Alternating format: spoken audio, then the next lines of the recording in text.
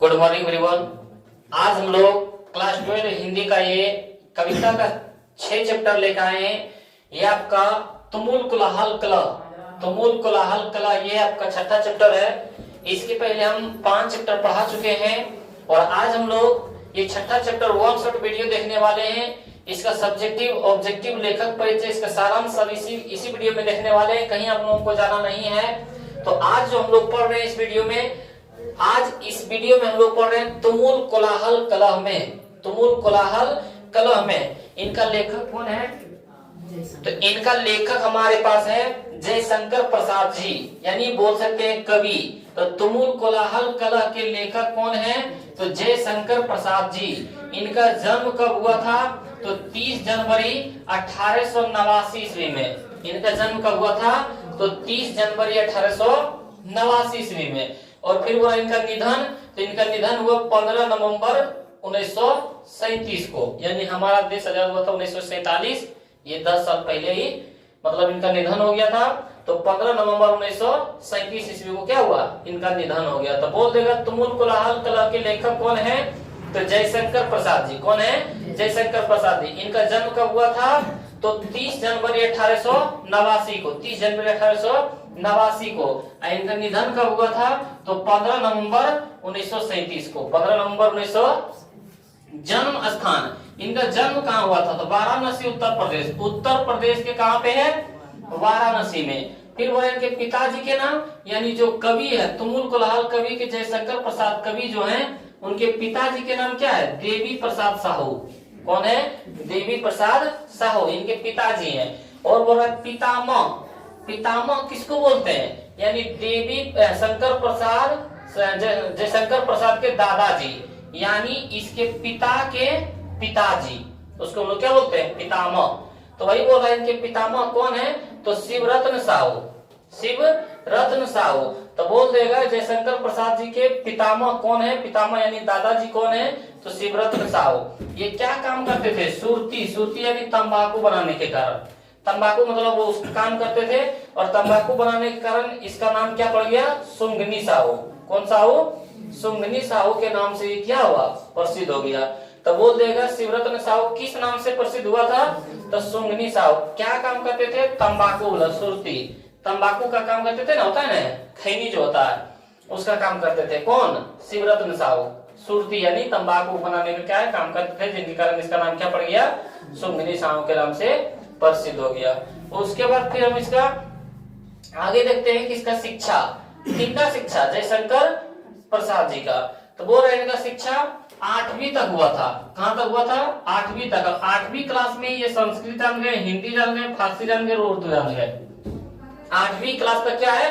संस्कृत, हिंदी, उर्दू, फारसी शिक्षा घर पर नियुक्त शिक्षकों द्वारा। जो हम ट्यूशन पढ़ाने जिस तरह नहीं जाता है कोई टीचर, वहीं पे इनके घर पे ही आते थे पढ़ाने के लिए। और वहीं मतलब घर पे ही जो शिक्षक आते थे उन्हीं के द्वारा 8वीं तक संस्कृत, हिंदी, फारसी और उर्दू क्या है ये सीख गए थे। उसके बाद हमारा विशेष परिस्थिति। तब विशेष परिस्थिति में बोलेंगे कि 12 वर्ष की अवस्था में पिता की मृत्यु हो गया। जब जयशंकर प्रसाद जी तुमुल कोलाहल कलह के जो लेखक है जयशंकर प्रसाद जी, ये कितने वर्ष के थे? 12 वर्ष के थे। तो इनके पिता का क्या हो गया? देहांत हो गया। और बोला 2 वर्ष बाद फिर माता जी की मृत्यु, यानी इनका जब 14 वर्ष हुआ था इनके माता जी को क्या हुआ? देहांत हो गया। फिर बोला ज्येष्ठ भ्राता शंभू रतन की मृत्यु से संकट की स्थिति उत्पन्न हो गई। और कुछ दिन के बाद इनके ज्येष्ठ भ्राता जो थे शंभू रतन, इनका भी क्या हुआ था? मृत्यु हो गया। यानी पिताजी, माताजी और शंभू रतन उनके भाई जी, लगातार क्या हुआ? उनके घर में देहांत होते चला गया, जिनके कारण उसके घर में क्या है? दुख विपत्ति ज्यादा आ गया। वही बोल रहा है कि मृत्यु के संकट की स्थिति उत्पन्न हो गया और सभी दायित्व प्रसाद जी यानी जयशंकर प्रसाद जी के कंधों पर आ गया। किनके कंधों पर आ गया? जयशंकर प्रसाद जी के कंधों पर आ गया। फिर बोल रहा है कि कृतियां क्या क्या लिखे थे? तो कलाधर उपनाम से ब्रज भाषा में सवैया की रचना। कलाधर उपनाम से, किस नाम से? कलाधर उपनाम से ब्रज भाषा में सवैया की रचना प्रसाद जी के प्रेरणा से उनके भांजे। बोल देगा कि जयशंकर प्रसाद जी के भांजे के नाम क्या था? अंबिका प्रसाद। कौन था? अंबिका प्रसाद। इंदु का प्रकाशन 1909 से प्रारंभ किया। बोल देगा जयशंकर प्रसाद जी, जयशंकर प्रसाद जी के भांजे कौन थे? तो अंबिका प्रसाद। या तो बोल देगा अंबिका प्रसाद किनके अनुसार, या तो किनसे सीखकर इंदु का प्रकाशन शुरू किया था? तो जयशंकर प्रसाद जी के, उन्हीं से, मतलब उन्हीं से सीख लेकर क्या है, कब ये किए थे इंदु का प्रकाशन? 1909 से प्रारंभ किए। फिर बोला काव्य संकलन, इनके काव्य संकलन कौन कौन थे? झरना, आंसू, लहर। झरना, आंसू और लहर। जब झरना कब प्रकाशित हुआ था? 1918 में। आंसू कब प्रकाशित हुआ? 1925 में। और लहर कब प्रकाशित हुआ? 1933 ईस्वी में।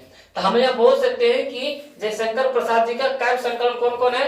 झरना, आंसू और लहर। आगे बोलेंगे अतुक, अतुकात रचनाएं। अतुकात रचनाएं बोल रहे कौन कौन है? तो महाराणा का महत्व, महाराणा का महत्व, करुणालय, प्रेम पति, ये सब क्या है? ये सब अतुकात रचनाएं है। फिर बोला प्रबंध काव्य, तब प्रबंध काव्य सबसे अच्छा, सबसे प्रबंध काव्य, ये हमारे जयशंकर प्रसाद जी का सबसे प्रबंध काव्य कौन है? कामायनी। ये जो हम लोग तुमुल कुलाहल कलह भी पढ़ रहे हैं, तो किसे लिया गया है? कामायनी से। किसे लिया गया है? कामायनी से। कब प्रकाशित हुआ था? 1936 में। तो बोल देगा जयशंकर प्रसाद जी का प्रमुख प्रबंध काव्य कौन है? तो कामायनी। कब प्रकाशित हुआ? 1936। और तुमुल कुलाहल कलह कहां से लिया गया है? तो कामायनी से लिया गया। कामायनी किनके द्वारा लिखा गया है? तो जयशंकर प्रसाद जी द्वारा लिखा गया है। आगे देखते हैं नाटक। क्या है? नाटक। ये कौन कौन से नाटक लिखे थे? तो कल्याणी परिणय, फिर बड़ा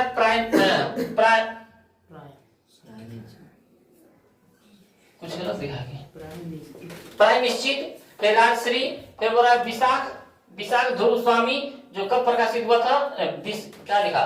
विशाख कामना, विशाख कामना, जन्मेजय का नागयज, फिर बोला स्कंद गुप्त, एक घूंघट, चंद्रगुप्त, फिर बोला ध्रुव स्वामी। ये नाटक लिखा गया किनके द्वारा? जयशंकर प्रसाद जी द्वारा। लेकिन बोल देगा ज्यादा कौन पूछता है, इतना याद नहीं करना है, आज ये याद रखना है। चंद्रगुप्त, बोलेगा चंद्रगुप्त नाटक किनके द्वारा लिखा गया है? जयशंकर प्रसाद जी द्वारा। एक घूंघट किसके द्वारा लिखा गया है? जयशंकर प्रसाद जी द्वारा। स्कंद गुप्त किसके द्वारा लिखा गया है? जयशंकर प्रसाद जी द्वारा। और ध्रुव स्वामी किसके द्वारा नाटक लिखा गया है? जयशंकर। ये चार उनका क्या था? प्रमुख नाटक था। ये चारों क्या है? क्वेश्चन पूछा जाता है। स्कंद गुप्त, एक घूंघट और चंद्रगुप्त, और हम लोग बोलेंगे ध्रुव स्वामिनी। ये किनके द्वारा लिखा गया नाटक है? तो जयशंकर प्रसाद जी द्वारा लिखा गया। फिर बोला कथा संग्रह, कथा संग्रह बोलेंगे छाया, प्रतिध्वनि, इंद्रजाल। ये जो कथा संग्रह है किनके द्वारा लिखा गया है? छाया, प्रतिध्वनि, इंद्रजाल, जयशंकर प्रसाद जी द्वारा लिखा गया है। उपन्यास, तो उपन्यास इनका था कंकाल। क्या था? और कंकाल कब लिखा गया? 1929 में। तितली 1934 में। इरावती जो अपूर्ण है, पूरा भी नहीं हुआ है, क्या है? अपूर्ण है, 1940 में। बोल देगा जयशंकर प्रसाद जी द्वारा कौन सा उपन्यास अपूर्ण है? तो इरावती। कौन सा उपन्यास अपूर्ण है? तो इरावती। तो ये सब याद रखना है कि कंकाल, तितली और इरावती क्या है? उपन्यास है। और किनके द्वारा लिखा गया है? जयशंकर प्रसाद जी द्वारा लिखा गया है। यहाँ पे बोल रहा है सारी रचनाओं में कामायनी सबसे महत्वपूर्ण रचना है। बोल देगा जयशंकर प्रसाद जी का सारी रचनाएं में सबसे प्रमुख रचनाएं कौन है? तो कामायनी। फिर बोल रहा है प्रस्तुत कविता भी कामायनी से लिया गया, यानी जो ये कविता पढ़ रहे हैं लोग, कौन? तुमुल कोलाहल कलह में, ये भी कहां से लिया गया है? तो कामायनी से लिया गया है। फिर बोला जयशंकर प्रसाद छायावाद के कवि हैं। बोल देगा जयशंकर प्रसाद किस बात के कवि हैं?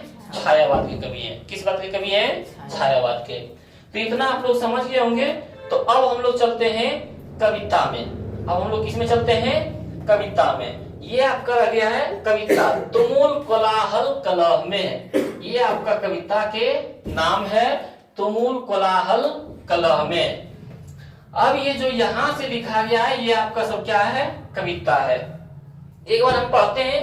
पर तुमुल कोलाहल कलह में मैं हृदय की बात रे मन, विकल होकर नित्य चंचल, खोजती जब नींद के पल, चेतना थक सी रही तब मैं मले की बात रे मन, चिर विषाद विलीन मन की, इस व्यथा की तिमिर वन की, मैं उषा सी ज्योति रेखा, कुसुम विकसित प्रात रे मन। ये यहाँ पे लिखा गया है और आज हम लोग इसको समझने की कोशिश करेंगे। यदि आप लोग सारा समझ जाते हैं, सारा इसका ऑब्जेक्टिव सब्जेक्टिव क्या है बहुत ही आसान तरीका से बन जाता है। तो आइए हम लोग देखते हैं, यहाँ पे हम लोग का पहला 2 लाइन में बोला गया है कि तुमुल कोलाहल कलह में। इसमें जो है ये कवि जो है जयशंकर प्रसाद जी 3 चीज के बारे में बताया है। यहाँ पे हृदय जो है ये किसको बोला गया? श्रद्धा को। किसको बोला गया है? श्रद्धा को। ये जो हृदय है, मन जो है, मन को बोला गया है मनुष्य को। किसको बोला गया है? मनुष्य को। और एक होता है ईड़ा। क्या होता है? ईड़ा। ईड़ा बोला गया हम लोग के बुद्धि को। किसको बोला गया है? बुद्धि को।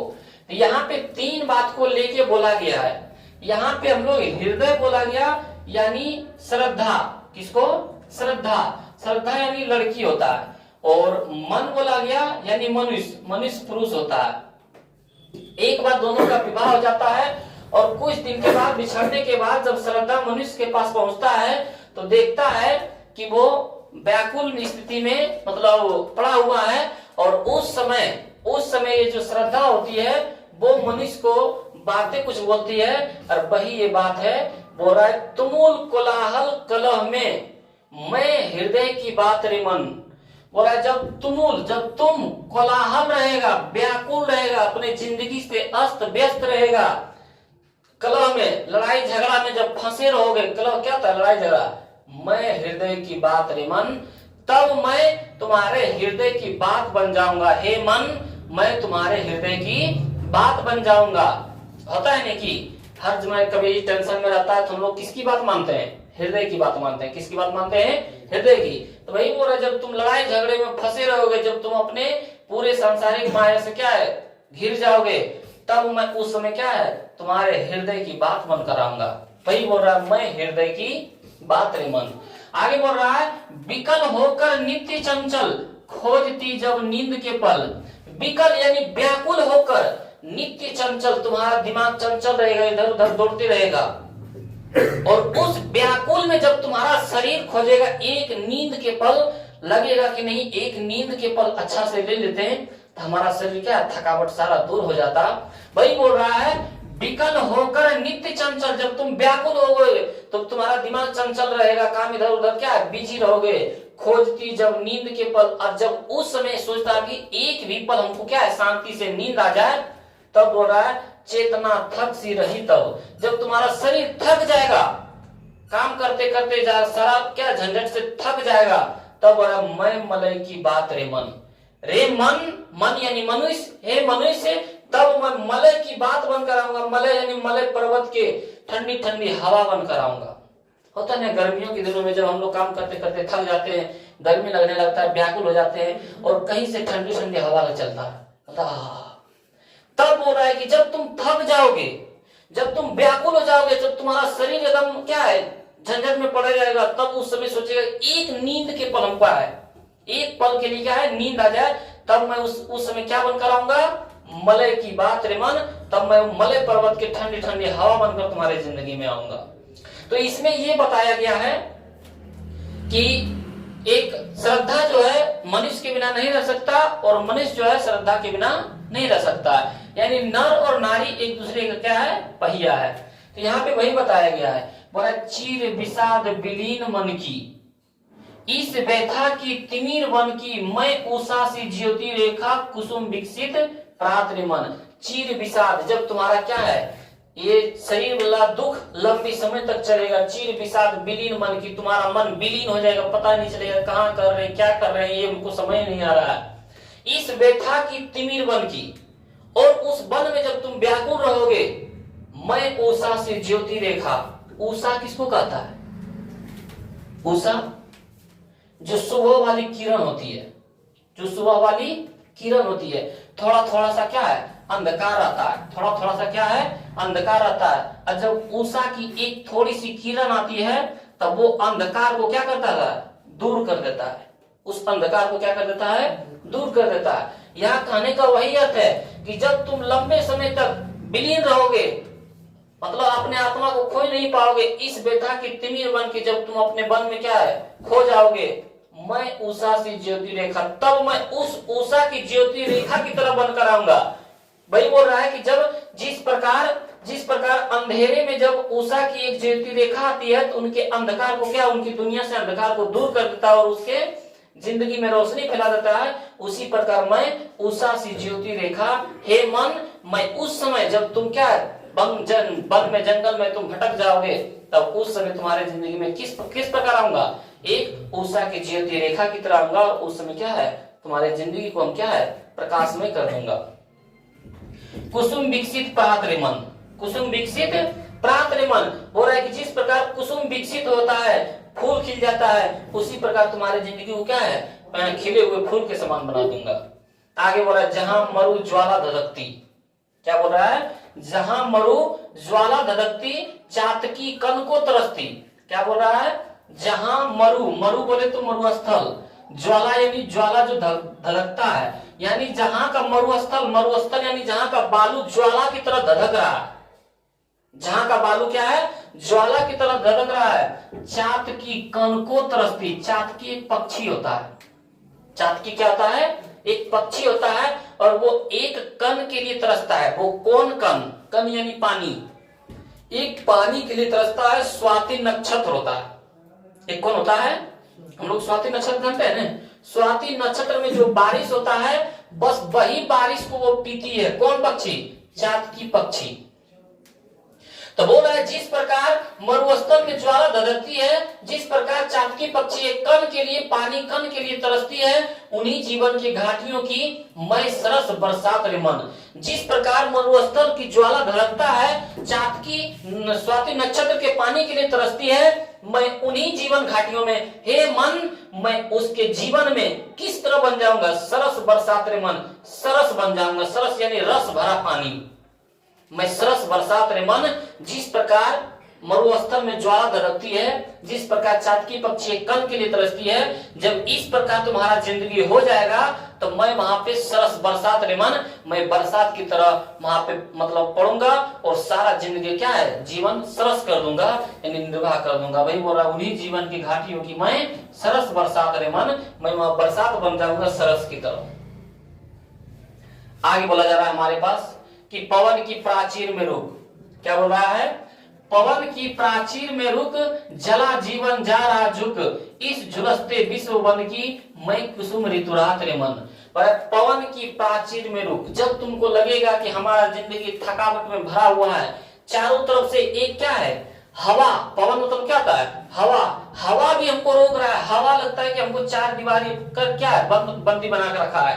हवा भी यहाँ क्या है, हवा भी क्या, हवा के अंदर हम चार दीवारी के अंदर क्या है, बंद है। वही बोला पवन की प्राचीर में रुक, जब तुमको लगेगा कि पवन के दीवार ने तुम्हें रोक लिया है, जला जीवन जा रहा झुक, जब तुम्हारा जिंदगी क्या है, झुक जाएगा इस झुलसते विश्व वन की, तब मैं तुम्हारे उस समय तुम्हारे जिंदगी में किस तरह आऊंगा, जिस प्रकार मैं कुसुम ऋतुरात रे मन। ऋतुरात रेनी ऋतुओं का राजा बसंत ऋतु, मैं उस समय तुम्हारे जिंदगी में बसंत ऋतु बन के आऊंगा। बसंत ऋतु में क्या होता है, सारा पेड़ पौधे फूल पत्तियां सब हरा भरा हो जाता है। वही बोल रहा है कि जब तुमको लगेगा कि हवा के चार दीवारी में हम बंद हैं, जब हमारा जिंदगी झुक गया है, आगे बढ़ने की कोशिश नहीं है, तो उस समय मैं क्या बनकर आऊंगा, बसंत ऋतु बनकर आऊंगा। कुसुम बसंत ऋतु मतलब सारा जिस प्रकार खिला हुआ रहता है, हर जगह देखते हैं हरियाली हरियाली है, उसी प्रकार मैं तुम्हारी जिंदगी में बनकर आऊंगा। आगे बढ़े, चीर निराश निर्धर से प्रति छाती अश्रु सर में, मधुप मुखर मकरंद मुकलित, मैं सजल जलजात रे मन। पर चीर, जब तुम अपने जिंदगी के लंबी थकानों से भरे रहोगे, निराशा, जब अपनी जिंदगी में निराशा रहोगे, निर्धर, जहां पे आंसुओं की कमी होता है, प्रति छाती अश्रु सर में, मैं उस तालाब में जो तुम्हारे निराशा से आंखों में आंसू बना हुआ है, मैं उस अश्रु सर में मधुप मुखर मकरंद, ये जो छोटे छोटे जीव होते हैं, भ्रमर होते हैं, जो पौधे पर क्या भरमराते रहते हैं, मकरंद मुकलित, वही बोला अश्रु सर के तालाब में, सर यानी क्या था, सरोवर, मैं अश्रु सर के सरोवर में, मैं वहां बरसात तुम्हारे आंखों के आंसू जो होते हैं उसके तरफ बनकर आऊंगा। मैं स्वजल जलजात रे मन, और मैं उस जल में, जलजात स्वजल, मैं उस जल में एक कमल फूल की तरह खिलूंगा, और मेरे ऊपर क्या है, मधु मुखर मकरंद मुगलित, और मेरे ऊपर क्या है, भंवरी क्या है, भ्रमण करते रहेंगे। तो उस प्रकार जिस प्रकार तुम्हारे क्या है, नीरस, तुम्हारा जिंदगी नीरस से भरा रहेगा, तब मैं तुम्हारा निर्धर यानी आंसुओं से जो नीर गिरेगा, पानी गिरेगा, मैं उस अश्रु सर के तालाब में क्या है, बारिश बनकर आऊंगा, और उस तालाब में मैं स्वजल जलजात रे मन, मैं उस तालाब के जल से क्या है, एक कमल फूल बनकर निकलूंगा, और वहां पे उन्हीं जीवन को, किसको, मधु मुगर मकरंद मुगलित, मैं वहां के जितने भी मतलब भ्रमर है उनके जिंदगी को क्या है, सरस बना दूंगा, स्वजल जलजात रे मन। तो यहाँ पे क्या है, जो श्रद्धा होती है, हृदय, श्रद्धा किसको बोला गया, हृदय को, और मन किसको बोला गया, मनुष्य को। तो वही बोल रहा है यहाँ, श्रद्धा समझाती है मनुष्य को कि जब तुम्हारे अपने जिंदगी से व्याकुल हो जाओगे, थक जाओगे, तब मैं तुम्हारे हृदय की बात बनकर आऊंगा। किसकी तरह बात बनकर आऊंगा, हृदय की बात बनकर आऊंगा, और उसमें क्या, हृदय की बात ही सुना जाता है, मैं उस इसमें क्या है, हृदय। तो हम लोग इसका सब्जेक्टिव देखते हैं, तुमुल कोलाहल कला के पहला क्वेश्चन है हम लोग पास, हृदय की बात का क्या कार्य है। हृदय किसको बोला गया, श्रद्धा को। मन किसको बोला गया, मनु को, मनुष्य को, और ईड़ा किसको बोला गया, बुद्धि को। तो यहाँ पे वही बता रहा है कि हृदय की बात का क्या कार्य है। तो बोलेंगे जब चारों ओर घनघोर कोलाहल, लड़ाई झगड़ा मतलब चारों कोलाहल हो एवं अशांति व्याप्त हो, तो उस समय हृदय का कार्य मस्तिष्क को शांति पहुंचाना होता है। जब लड़ाई झगड़े से जब कहीं एक पल के लिए शांति नहीं हो, तो उस समय हृदय का काम क्या होता है, मस्तिष्क को शांति पहुंचाना। बोलता है कि जब ज्यादा तंग हो जाए, जब ज्यादा व्याकुल हो जाए, तो उसमें किसकी बात सुनना चाहिए, हृदय की बात सुनना चाहिए। किसकी बात सुनना चाहिए, हृदय की। तो भाई वह हृदय की बात का क्या कार्य है, तो जब तुम व्याकुल रहोगे, कोलाहल रहोगे, व्यस्त रहोगे, शांति एक पल के लिए नहीं मिलोगे, तब उसमें हृदय का काम क्या होता है, मस्तिष्क को शांति पहुंचाना। तो वही बोल रहा है, जब चारों ओर घनघोर कोलाहल एवं अशांति व्याप्त हो, तो उस समय हृदय का कार्य मस्तिष्क को शांति पहुंचाना है। मस्तिष्क जब विचारों के कोलाहल से घिर जाते हैं, यानी बातचीत से उसको बहुत चीज की टेंशन हो जाता है, कोलाहल से घिर जाते हैं, तो हृदय का काम उसे आराम देना होता है। हृदय का काम क्या आता है, आराम देना होता है। हृदय कोमल भावनाओं का प्रतीक है। हृदय किसका भावनाओं का प्रतीक है, कोमल भावनाओं का। जिसका विवाह हुआ रहता है, तो जिनके पति बाहर से टेंशन में आते हैं, तो उनके पति समझाते हैं कि मतलब टेंशन लेने से नहीं होगा, आराम से कीजिए, मतलब ध्यान से कीजिए, ऐसा मतलब व्याकुल होने से नहीं होगा। तो वह हृदय की बात करता है। किसकी बात करता है, हृदय। हृदय क्या करता है, मस्तिष्क को शांति पहुंचाता है, और हृदय क्या करता है, कोमल भावनाओं का प्रतीक है, जिनके कारण हृदय का काम क्या, उसे आराम देना होता है। क्या काम होता है, आराम देना होता है। अगला क्वेश्चन है, कविता में उषा की किस भूमिका का उल्लेख है। उषा, उषा किसको बोलते हैं, उषा जो सुबह सुबह वाली किरण होती है, जो अंधकार को दूर करके प्रकाश में पूरे संसार में ला देता है, उसी को बोलते हैं उषा किरण। तो वही बोल रहा है, कविता की नायिका जो श्रद्धा है, और नायक कौन है, मनु। नायिका, नायिका किसको बोला गया, हीरोइन फिल्म में जो होता है। तो नायिका कौन है, श्रद्धा, और नायक कौन है, मनु को पाकर कहती है, यानी श्रद्धा जो है मनु को पाकर कहती है कि हे मनु, जब मन चीर विषाद डूबा हो, जब तुम दुख तकलीफ लंबी समय तक में डूबा हो, मैं उषा की ज्योति रेखा बन जाती हूँ। तब उस समय क्या है, मान लो कि तुम्हारे जिंदगी में अंधेरा छा गया हो, तब जिस प्रकार सुबह की किरण अंधेरों को चीरते हुए उजाला ला देता है, उसी प्रकार मैं तुम्हारे जिंदगी में उषा की ज्योति रेखा बनकर आऊंगा। उषा की प्रातःकालीन ज्योति हूँ मैं। क्या हूँ, उषा की प्रातःकालीन ज्योति, सुबह की जो रोशनी उछाल आती है, वो मैं हूँ, जो क्या है, टूटी भरी जिंदगी में आशा का नव संचार करती हूँ। जो टूटी भरी जिंदगी है तुम्हारा, उसमें आशा का क्या करता हूँ, नव संचार करता हूँ, उसे आगे बढ़ाने का प्रयास करता हूँ। नव संचार यानी आगे बढ़ाने का नया। आगे बोला, चातकी किसके लिए तरसती है। ऑब्जेक्टिव में आएगा तो क्या बताइएगा, पानी के लिए। कौन पानी के लिए, स्वाति नक्षत्र के पानी के लिए, बात है ना। तो वही बोल रहा है, चातकी एक पक्षी है जो स्वाति नक्षत्र का जल की ग्रहण करती है। बस एक स्वाति नक्षत्र जो उसमें बारिश होता है, बस वही बारिश क्या है, बारिश का पानी वो ग्रहण करती है। वर्षों भर स्वाति की जल की प्रतीक्षा करती है, और चातकी स्वाति नक्षत्र के बूंद के लिए क्या है, तरसती है। वही बोल रहा है, चातकी किसके लिए तरसती है, तो स्वाति नक्षत्र के जल के लिए, एक बूंद के लिए। आगे बोला बरसात को सरस कहने का क्या अभिप्राय है? मरुस्थल में क्या है, ज्वाला धधकती है, चाँद की कण को तरसती है, मैं उन्हीं जीवन घाटियों में सरस बरसात रे मन, बोलता है ना, श्रद्धा बोलती है। वही बोल रहा है बरसात को सरस कहने का अभिप्राय है कि जिन लोगों का जीवन मरुस्थल के सूखी घाटियों के समान, मरुस्थल यहाँ की बालू, वहां क्या बालू ज्वाला बन के धधकती है, वही बोल रहा है कि दुर्गम और ज्वालामय हो गया हो। जिन लोगों का जीवन मरुस्थल के सूखी घाटी के समान दुर्गम, मतलब उनका जिंदगी खत्म हो चुका है, ज्वाला के समान हो गया है, वहां चाँद की एक बूंद के लिए, वहां चाँद की एक बूंद के लिए तरसती है।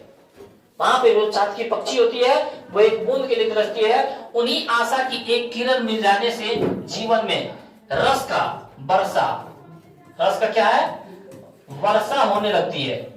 उन्हीं जीवन में मैं क्या है, रस बनी, मतलब बारिश बन जाऊंगा, और बरसात में पेड़ पौधे हरे भरे हो जाते हैं, और वहां जीवन घाटियों में क्या है, पेड़ पौधे सब हरे भरे कर देंगे। लोग बरसात में आनंद एवं सुख का अनुभव करते हैं। किनके लिए? जिनके जीवन मरुस्थल के बालू के समान हो गया, दुर्गम हो गया, ज्वाला धधकती है। एक चाँद की जो पक्षी होती है, जिस प्रकार एक बूंद के लिए तरसती है, उसी के जीवन में क्या है, सुख और अनुभव करता है। किससे होने से? वर्षा होने से। इसलिए कवि जयशंकर प्रसाद ने बरसात को क्या कहा है, सरस। बरसात को सरस क्यों कहा है? क्योंकि ये रस भरा रहता है। जहाँ पे ज्वाला धधकती है वहां पे क्या है, हरे भरे पेड़ पौधे हो जाते हैं। जो पक्षी चाँद की पक्षी जो होती है, एक बूंद के लिए तरसती है, उसके जीवन में क्या है, सरस भर देता है, यानी रस भर देता है। इसीलिए बरसात को क्या कहा गया, सरस। अगला क्वेश्चन है कि काव्य सौंदर्य स्पष्ट करें। काव्य सौंदर्य स्पष्ट करें। ये 5 नंबर का आता है। पवन की प्राचीर में रुक, जला जीवन जा रहा जुग, इस झुलसते विश्ववन की मैं कुसुम ऋतुरात रे मन। ये कहां से लिया गया है? तुमुल कुलाहल कलह से लिया गया है। जिनका लेखक कौन है? जयशंकर प्रसाद जी। तो आइए हम लोग देखते हैं इसके बारे में। बोल रहा है प्रस्तुत पंक्तियां छायावादी कवि जयशंकर प्रसाद जी द्वारा लिखित तुमुल कुलाहल कला से लिया गया है, जो कि कमायनी का एक अंश है। ये तुमुल कुलाहल कहां से लिया गया है? कमायनी का एक अंश है। इस पंक्ति के माध्यम से कहानी की नायिका जो श्रद्धा है वो कहती है, हे मनु, जब जीवन पवन की ऊंची चारदीवारी में बंद होकर झुक जाता है, जब तुमको लगे कि हवा के चारदीवारी भी हमको क्या है, बंद कर दिया, हम झुक गए उसके सामने में, ऐसी स्थिति में बसंत की रात की तरह हूँ, उस समय क्या है, मैं तुम्हारी जिंदगी में बसंत की रात की तरह आऊंगा, और जो इस झुलसते हुए मन को क्या हरा भरा कर सकती हूँ। इस झुलसते विश्ववन की क्या है, मैं हरा भरा कर दूंगी। इसमें रूपक तथा अनुप्रास अलंकार का भी प्रयोग हुआ है। किसका? रूपक और अनुप्रास अलंकार का क्या है, प्रयोग हुआ है। यहां तक क्या था उसका क्वेश्चन था। चलो हम लोग पहला क्वेश्चन देखते हैं। निम्नलिखित में कौन कवि छायावादी है? तो छायावादी अभी सारांश में लोग क्या पढ़ाते हैं, छायावादी कौन कवि है? भूषण जी की, जयशंकर प्रसाद की, विनोद कुमार शुक्ल की, नाभादास। तो हम लोग पढ़े थे जयशंकर प्रसाद जी क्या थे, छायावादी कवि थे। कैसे कवि थे? छायावादी कवि थे। उसके बाद इसके अगला क्वेश्चन देखते हैं कि कामायनी महाकाव्य में कामायनी कौन है? कामायनी कौन है? मनु की श्रद्धा की ईड़ा की रूपा, तो कौन है? श्रद्धा। ये जो कामायनी में कामायनी कौन है? तो श्रद्धा है। कौन है? श्रद्धा है। उसके बाद अगला क्वेश्चन देखते हैं कि जयशंकर प्रसाद का निधन कब हुआ था? बताया थे हमारा देश आजाद होने से 10 साल पहले, यानी 1937, 1950, 1999, 2010, 1937 में इनका क्या हुआ था? निधन हो गया था। अगला क्वेश्चन देखते हैं जयशंकर प्रसाद का महाकाव्य कौन है? कामायनी, साकेत, उर्वशी की मुकुल, तो कामायनी। जयशंकर प्रसाद का महाकाव्य कौन है? तो कामायनी है। कौन है? कामायनी है। इसके बाद हम लोग इसका अगला क्वेश्चन देखते हैं कि कंकाल उपन्यास किस कवि की रचना है? पढ़ाए थे अभी। कंकाल उपन्यास किस कवि की रचना है? शमशेर बहादुर सिंह की, जयशंकर प्रसाद की, गजानन मानव मुक्ति बोध की, रघुवीर सहाय। तो आप लोग क्या बोलेंगे? जयशंकर प्रसाद जी का क्या था? ये उपन्यास था। कौन? कंकाल। इसका अगला क्वेश्चन देखते हैं। चीर विषाद विलीन मन की किस कविता की पंक्ति है? तो चीर विषाद विलीन मन की किस कविता की पंक्ति है? तो पुत्र वियोग की, गांव का घर की, तुमुल कुलाहल कला में की, हार की जीत। तो चीर विषाद विलीन ये अपने थकान भरी बातें किसमें हो रहा है? किस कविता में? तो हम लोग बोलेंगे तुमुल कुलाहल कला में, जो हमारा राइट आंसर हो जाएगा ऑप्शन सी। अगला क्वेश्चन देखते हैं। शेर सिंह का शस्त्र समर्पण लिखा गया है नामक आख्यानक काव्य किसके द्वारा है? सूर्यकांत त्रिपाठी निराला, जयशंकर प्रसाद की तुलसीदास के रामधारी सिंह दिनकर। तो किसके द्वारा लिखा गया है? शेर सिंह का शस्त्र समर्पण नामक आख्यान काव्य किसके द्वारा लिखा गया था? तो हम लोग क्या बोलेंगे? सूर्यकांत त्रिपाठी निराला, जयशंकर प्रसाद की तुलसीदास के रामधारी सिंह दिनकर। तो हम लोग बोलेंगे यहाँ से जयशंकर प्रसाद जी द्वारा। किनके द्वारा? जयशंकर प्रसाद जी द्वारा क्या है? लिखा गया था। अगला क्वेश्चन देखते हैं, आंसू किसकी रचना है? आंसू अभी पढ़ाए थे ना, आंसू झरना, तो किसकी रचना थे? महादेव वर्मा, जयशंकर प्रसाद की, सुमित्रा नंदन की, सूर्यकांत त्रिपाठी निराला। तो जयशंकर प्रसाद जी के थे। अगला क्वेश्चन हम लोग बस क्वेश्चन नंबर 9 कि जयशंकर प्रसाद ने कौन सी कविता लिखी है? तो कौन सी कविता लिखी है? पुत्र वियोग की तुमुल कोलाहल कला में उषा की हार की जीत। तुमुल कोलाहल कला की ये क्या था? जयशंकर द्वारा लिखा गया एक कविता था। हम लोग क्वेश्चन नंबर 10 देखते हैं, जयशंकर प्रसाद का जन्म कब हुआ था? तो 1980 कि 1985, 1989 कि 1990? तो 1989। कितना जनवरी? 30 जनवरी। 30 जनवरी 1989 को इनका क्या हुआ था? 1989 है, 1889 होना चाहिए।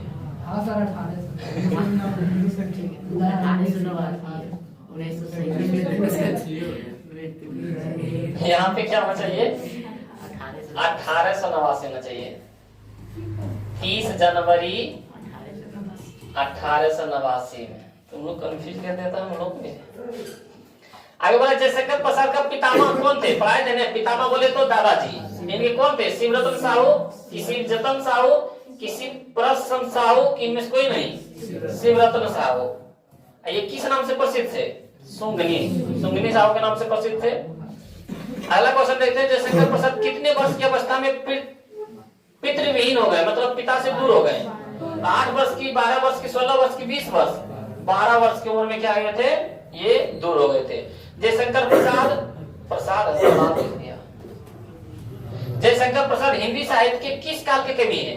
रीति काल, आदित काल की, आधुनिक काल की, भक्ति काल? हम लोग यहाँ से क्या बोल सकते हैं कि यहाँ से बोल सकते हैं हम लोग रीति काल है, आदि काल है, आधुनिक काल है, भक्ति काल है। तो इनका जन्म कब हुआ था? 1889। अभी नजदीक बुलाए थे। हम लोग बोलेंगे आधुनिक काल के। किस काल के कवि हैं? क्योंकि 1937 में इनका देहांत हुआ था। अगला क्वेश्चन देखते हैं, प्रसाद जी की किस कृति में आधुनिक मानव सभ्यता की मार्मिक समीक्षा की गई है?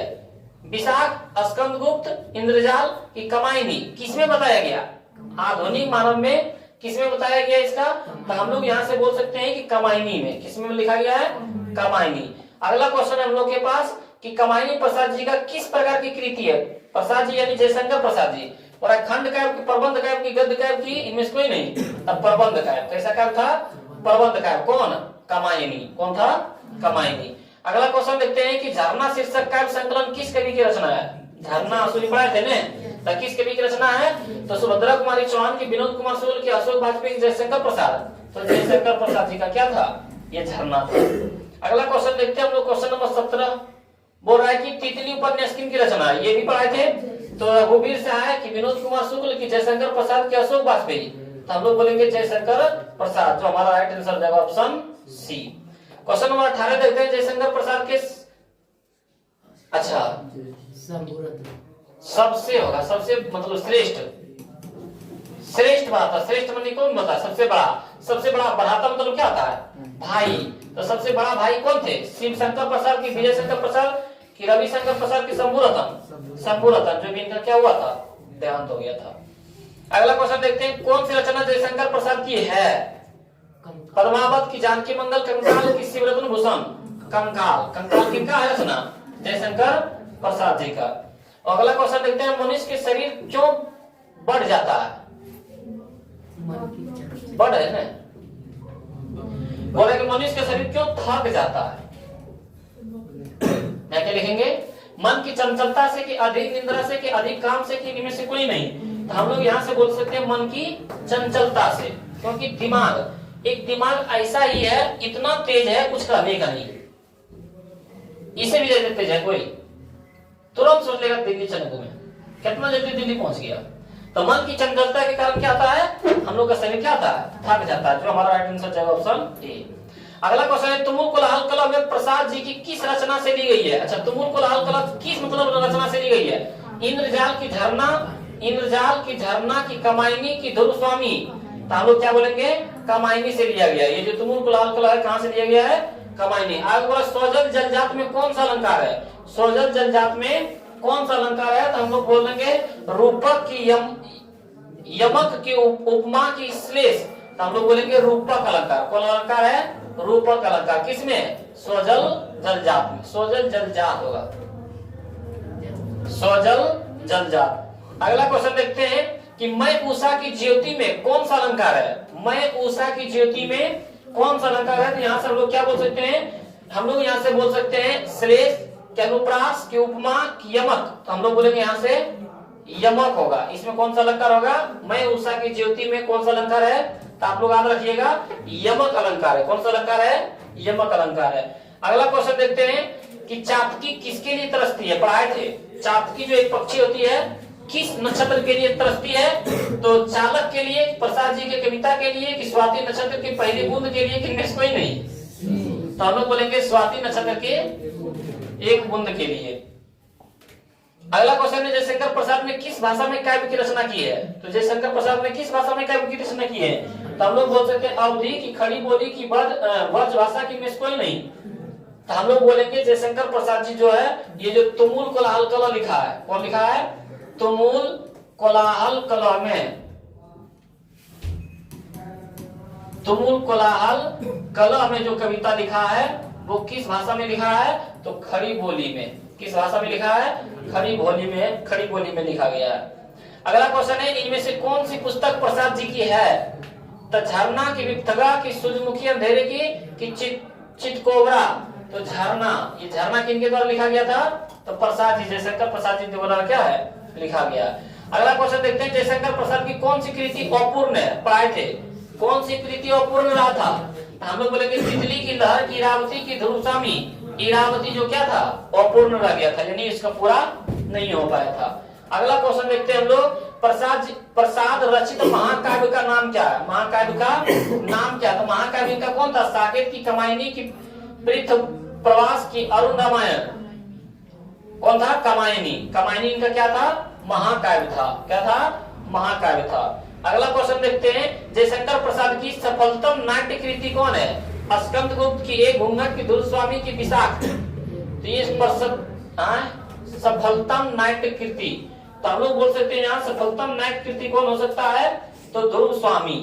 कौन बोल सकते हैं? ये ध्रुव स्वामी। बोले ना ये सब ज्यादा पूछा जाता है, लेकिन सबसे सफलतम नाट्य कृति कौन है? तो ध्रुव स्वामी है। अगला वाला जयशंकर प्रसाद किस बात के कवि हैं? तो किस बात के कवि हैं? तो छायावाद के कवि हैं। पढ़ाए थे, सारांश में जो पढ़ा रहे थे। अगला क्वेश्चन देखते हैं प्रसाद जी के पिता का नाम क्या था? तो प्रसाद पिता नाम रवि रत्न प्रसाद साहू, देवी प्रसाद साहू, की कलिका प्रसाद साहू, की चंडिका प्रसाद साहू? ABCD बी, देवी प्रसाद साहू थे। इनके पिताजी कौन थे? देवी प्रसाद साहू जी।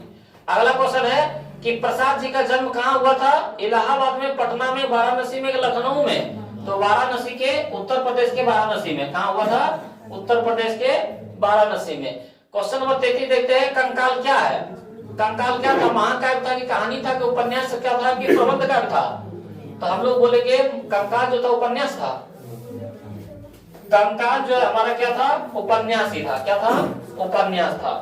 अगला क्वेश्चन है इसके कि ध्रुव स्वामी कैसी कृति है? ध्रुव स्वामी महाकाव्य है, कि गीति नाट्य है, कि गीति काव्य है, कि नाटक है? तो ध्रुव स्वामी नाटक था न? ध्रुव स्वामी क्या था? नाटक था। यहाँ से हम लोग बोल सकते हैं ये क्या था? नाटक है। अगला क्वेश्चन हम लोग के पास कि देवी प्रसाद साहू जयशंकर प्रसाद के कौन थे? देवी प्रसाद साहू जो थे जयशंकर प्रसाद के कौन थे? तो पिताजी थे, पितामह नहीं थे। कौन थे? पिताजी थे। कौन थे? पिताजी। तुमुल कोलाहल कला में शीर्षक कविता की रचयिता कौन है? तब तुमुल कोलाहल कला की रचयिता कौन है? सूर्यकांत त्रिपाठी निराला, जयशंकर प्रसाद की महादेवी वर्मा, की पंत? जयशंकर प्रसाद जी। कौन थे? जयशंकर प्रसाद जी। कमायनी की रचयिता कौन है? तो कमायनी की रचयिता कौन है? जयशंकर प्रसाद जी। जयशंकर प्रसाद जी इनका है ना लेखक? और हम लोग देख नहीं है, ये हमारे लोग के पास अभी इसमें ये चैप्टर में तुमुल कुलाल कला में कितना क्वेश्चन था, ऑब्जेक्टिव का 37 क्वेश्चन था। और इसका हम लोग वीडियो 1 शॉर्ट वीडियो में ये समाप्त किए हैं। यदि आप लोगों को ये वीडियो अच्छा लगा होगा तो आप लोग जरूर अपने दोस्तों के पास शेयर करें और मिलते हैं फिर अगले वीडियो में।